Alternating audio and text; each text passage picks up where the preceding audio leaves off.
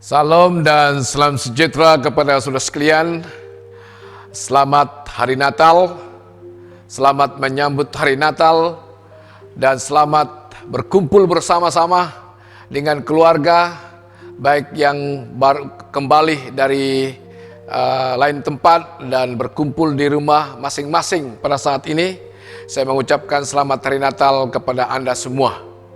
Saudara, sebelum kita mendengar firman Tuhan, mari kita siapkan hati kita supaya kebenaran firman Tuhan dapat meresap dan dapat kita hayati bersama mengenai kelahiran Tuhan Yesus. Mari kita datang kepada Tuhan dalam doa kita. Mari kita berdoa. Bapa di sorga, pada saat ini Tuhan kami datang kepadamu dan mengucap syukur kepada Tuhan atas kebaikan Tuhan kepada kami. Saat ini Tuhan kami mau mendengar firman-Mu. Kiranya Engkau yang berfirman kepada kami. Kiranya Engkau memenuhi kami dengan kuasa Roh Kudus-Mu. Biarlah kemuliaan hadirat memenuhi setiap ruang di mana kami berada. Dan biarlah firman-Mu nyata di tengah-tengah kami. Berbicaralah Engkau kepada kami ya Tuhan. Karena kami sudah siap untuk mendengarkan firman-Mu. Di dalam nama Tuhan Yesus, penyelamat kami yang hidup, kami sudah berdoa dan mengucap syukur. Semua katakan, amin. Saudara dan saudara sekalian, setelah kita mendengar pembacaan firman Tuhan yang terdapat dalam Injil Lukas pasal 1 ayat 67 sehingga 79, maka tema khotbah kita pada saat ini yaitu nyanyian pujian Zakaria. Bersama dengan saya, nyanyian pujian Zakaria. Saudara-saudara sekalian, dalam liturgi buku sembahyang gereja Anglikan terdapat perkataan Benedictus atau terpuji atau pujian Zakaria. Benedictus dalam bahasa Yunani bermaksud diberkati atau mendapat berkat. Benedictus merujuk kepada pujian Zakaria ini. Zakaria bisu karena tidak percaya kepada firman Allah yang disampaikan oleh malaikat Gabriel. Dalam Injil Lukas pasal yang pertama ayat 18 hingga 20 mengatakan, Zakaria berkata kepada malaikat itu, "Bagaimana aku boleh tahu bahwa perkara ini akan berlaku? Aku sudah tua dan istriku pun sudah tua." Malaikat itu menjawab, "Aku ini Gabriel yang senantiasa siap melakukan suruhan Allah. Dia sendiri mengutus aku kepadamu supaya menyampaikan berita baik ini. Apa yang aku katakan akan berlaku pada waktunya. Tetapi karena engkau tidak percaya, engkau akan menjadi bisu sehingga apa yang aku katakan berlaku." Saudara-saudara sekalian, beberapa hari setelah anaknya lahir, Zakaria dapat kembali berkata-kata. Zakaria memuji Tuhan dengan kalimat-kalimat yang indah melalui dorongan kepenuhan Roh Kudus. Dalam Injil Lukas pasal 1 ayat 67 mengatakan, Zakaria, Bapak Yohanes, dikuasai oleh Roh Allah, lalu menyampaikan berita daripada Allah. Zakaria memuji Allah untuk dua perkara. Yang pertama, keselamatan datang melalui Mesias. Dan yang kedua, Zakaria berbicara mengenai panggilan anaknya di dalam Kristus. Keselamatan datang melalui Mesias. Zakaria memikirkan mengenai janji Allah kepada bangsa Israel untuk melepaskan mereka dari musuh-musuh dan memulihkan mereka ke tempat yang selayaknya di antara bangsa-bangsa. Berbicara mengenai keselamatan, ini bermaksud keselamatan dari pemerintahan Romawi. Musuh terbesar kita adalah dosa, kematian, dan neraka. Yesus Kristus datang untuk melepaskan dan menyelamatkan kita dari musuh-musuh ini. Injil Lukas pasal 1 ayat 68 mengatakan, marilah kita memuji Tuhan, Allah bangsa Israel. Dia sudah datang untuk menyelamatkan umatnya dan membebaskan mereka. Saudara dan saudara sekalian, rencana keselamatan yang Alkitab ajarkan tidak seperti rencana keselamatan lain yang kita temukan di antara agama-agama dunia buatan manusia. Hanya Allah, seperti Allah kita, yang dapat memikirkannya dan menanggapinya. Kata-kata pertama yang keluar dari mulut Zakaria adalah pujian kepada Allah untuk apa yang telah dilakukan dan akan dilakukan. Dia akan menebus Israel. Tebusan penawanan Israel, membebaskan mereka dari perbudakan.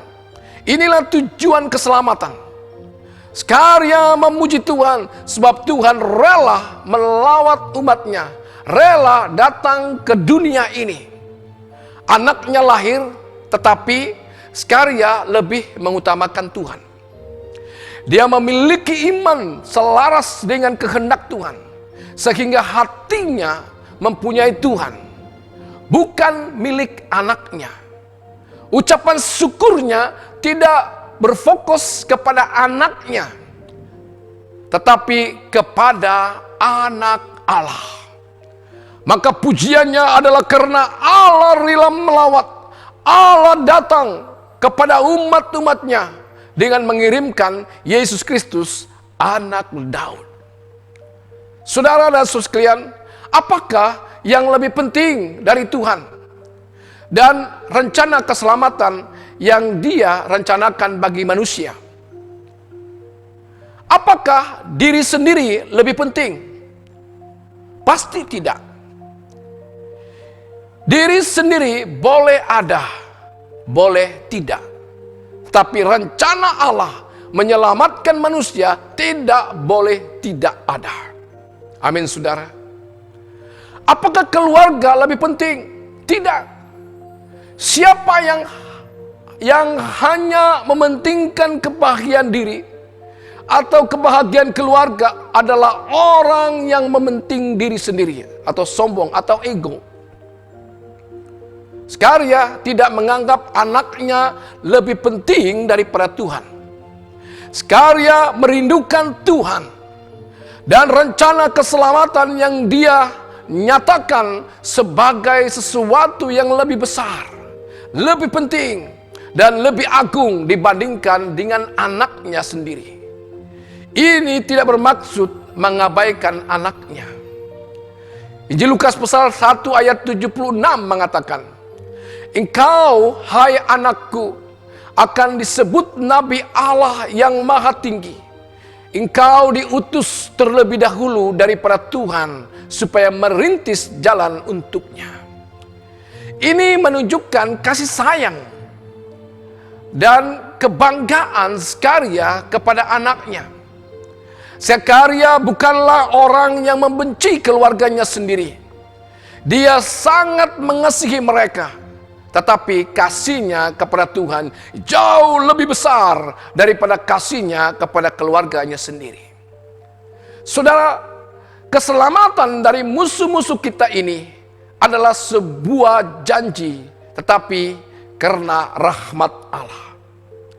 Pemenuhan janji-janji itu telah dicurahkan ke atas mereka yang mengikuti Yesus Kristus.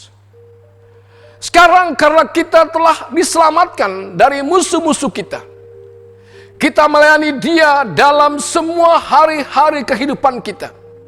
Dikatakan kita dapat melakukan ini tanpa rasa takut. Orang-orang di perjanjian lama hidup dalam ketakutan akan Allah. Masih ada sejenis ketakutan akan Tuhan yang kita hidupi hari ini. Tetapi ada juga keintiman dan persahabatan yang kita dapat miliki dengan Allah melalui Yesus Kristus yang dahulu belum pernah tersedia untuk umat Allah. kita dapat memanggilnya Bapa. Yesus dapat menjadi teman kita. Kita dipenuhi dengan Roh Kudus. Dia tidak memberi kita roh ketakutan, tetapi cinta dan penerimaan. Saudara dan saudara sekalian, Roma pasal 8 ayat 15 mengatakan bahwa Dia tidak memberi kita roh yang membuat kita diperbudak lagi atau diperhamba lagi oleh ketakutan. Tetapi Dia telah memberi kita roh keputraan, roh anak Allah. Dan olehnya kita berseru, ya Abah, ya Bapa. Kita tidak melayani Dia oleh karena takut lagi, tetapi oleh karena sukacita, cinta, dan syukur kepada Tuhan. Amin, saudara. Meskipun kita semua dulu menjadi hamba kepada iblis atau kesaitan, kita telah dibebaskan melalui Yesus Kristus sebagai orang yang telah dimerdekakan, yang telah dimenangkan. Kita berhutang kepada Allah pelayanan dengan hati yang bersedia, ceria dan senang, tanpa rasa takut, dan sudah atau suatu pelayanan yang tekun dan konsisten sepanjang hari-hari kehidupan kita. Saudara dan saudara sekalian, panggilan Yohanes di dalam Kristus Yesus. Yohanes mempersiapkan jalan bagi Yesus dengan mengkhotbahkan seruan pertobatan dan pengampunan supaya mereka menyambut Kristus. Kristus yang memberikan keselamatan bagi umatnya. Dan Kristus juga menggenapi janji Allah kepada Abraham. Yohanes Pembaptis bertambah besar dan makin kuat secara rohani. Dia semakin siap untuk menjalankan tugasnya. Ternyata persiapan sebelum melayani dilakukannya di padang gurun. Dia meninggalkan keluarganya, sanak saudaranya, dan tinggal di padang gurun untuk dibentuk oleh Tuhan. Yohanes Pembaptis memiliki tugas untuk mempersiapkan umat Tuhan menyambut kedatangan Mesias. Seluruh keberadaannya adalah untuk menyiapkan jalan bagi Kristus. Seluruh fokus hidupnya adalah memandang kepada Kristus. Ternyata bukan hanya Yohanes, tetapi Sakaria, ayahnya, juga memiliki kerinduan yang sama. Dia pun memberi fokus hidupnya kepada Kristus. Segala nubuatan tentang Kristus dan juga segala hal yang akan terjadi ketika Kristus datang, itulah yang terus menjadi beban, pergumulan, dan pengharapan Sakaria. Dia mengerti bahwa kedatangan Kristus tidak hanya terbatas dan sebatas memberikan keselamatan sahaja, tapi juga menggembalakan umat Tuhan untuk menjadi umat yang sungguh-sungguh hidup di dalam kekudusan dan mampu menyenangkan hati Tuhan. Tuhan Yesus datang untuk menggembalakan umatnya yang telah dipersiapkan oleh Yohanes bagi Dia. Itulah sebabnya Sakaria di dalam puji-pujiannya menyatakan bahwa Yesus Kristus datang untuk menjadi Raja, memberikan keselamatan, menggenapi janjinya, dan menjadi teladan bagi umat Tuhan. Dia akan membawa umatnya ke padang rumput, menikmati air yang tenang, dan Dia membimbing untuk menjadi kawanan yang hidup di dalam kedamaian. Kita semua adalah bahagian dari kawanan domba Allah. Kita semua dibimbing oleh gembala yang sama, dipimpin oleh Kristus yang menuntun kita untuk melihat Dia dan mengikuti Dia. Inilah sukacita sejati dari umat Tuhan. menyambut Yesus sebagai Raja, yang adalah gembala jiwa kita. Sebab kedatangannya bermaksud kedamaian sejati bagi jiwa kita. Tetapi jika kita tidak termasuk domba-dombanya, maka apa yang dia berikan tidak akan pernah terasa sesuai dengan apa yang kita mau. Kita akan mengabaikan dia, tidak mendengar suaranya, dan tidak mengikuti pimpinan langkahnya. Saudara-saudara sekalian, kalau mengikuti dia bukanlah kerinduan kita di dalam hidup, maka kita bukan dombanya. Jika kita meneladani dia bukanlah perjuangan yang mau kita jalani, maka kita bukan dombanya. Terlalu banyak perkara membuat fokus kita beralih dari Kristus. Mintalah kekuatan kepada Tuhan untuk memberikan anugerahnya secara berlimpah, sehingga kita tidak beralih dari dia. Mintalah kekuatan agar kita menjaga diri, agar sanggup untuk terus mengikuti Tuhan. Yohanes Pembaptis dipanggil Tuhan untuk menjaga domba-domba Tuhan hingga saatnya Kristus datang. Demikian juga sekarang gereja Tuhan bertugas untuk menjaga domba-domba Tuhan hingga saatnya Kristus datang kedua kali yang kita akan nantikan. Saudara-saudara sekalian, Sakaria tidak pernah mengucapkan perkataan lain dalam hidupnya kecuali lagu ini. Dan itu akan menjadi beberapa kata-kata terbaik yang pernah diucapkannya. Lirik ini penuh kebenaran, lembut, dan janji-janji yang berharga tentang Yesus Kristus. Meskipun ia telah menjadi bisu selama 9 bulan, dia mungkin menghabiskan waktu memikirkan apa yang akan dia katakan jika ia dapat berbicara lagi. Dan inilah dia mengucapkannya. Semuanya adalah untuk pujian, hormat, dan kemuliaan bagi Kristus. Amin, saudara.